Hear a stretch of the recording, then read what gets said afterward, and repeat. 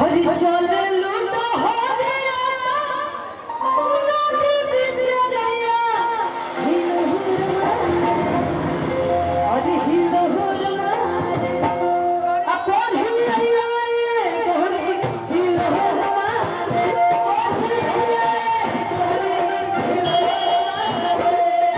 चले लूटा हो गया नदी बिचरिया हीरो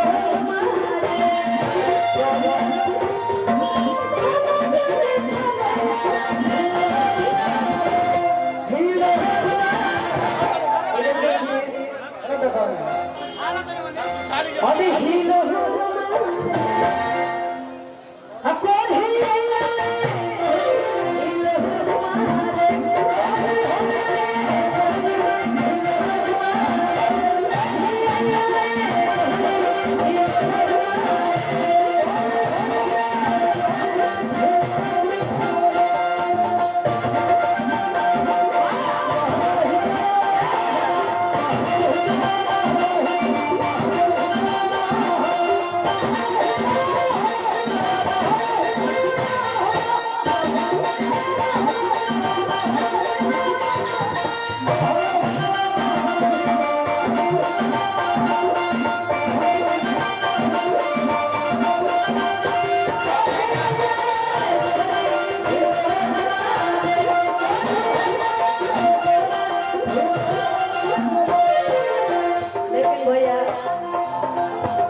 खूबसूरती के जो है जो दीवाना लोग भाव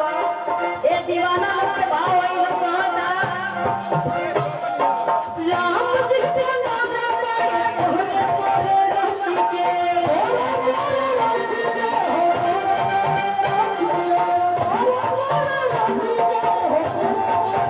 लेकिन भैया भाई इतना सुंदर शरीर के जो बनावट बा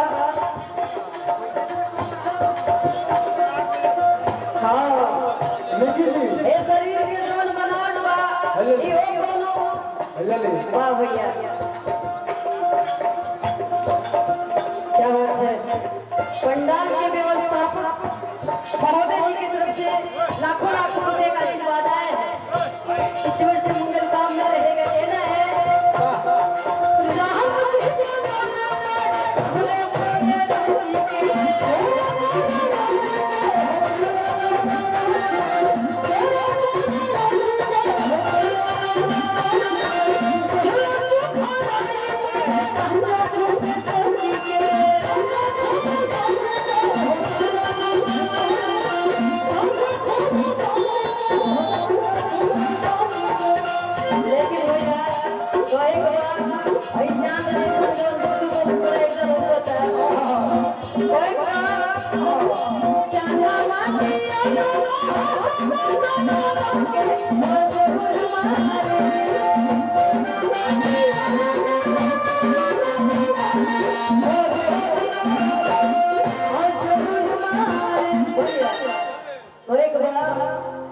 हरि चाना माते आयो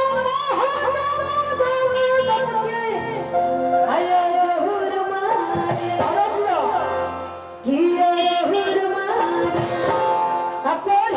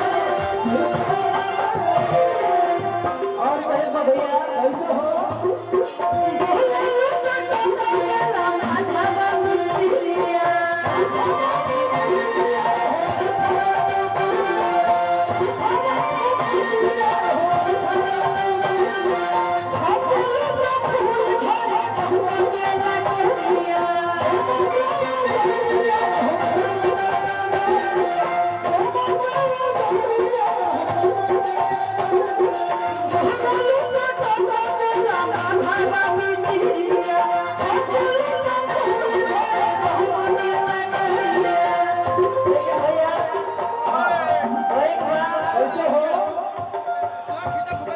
हरि कोना खीता बादल तोरा के हुजसा मधुरमा रे कोना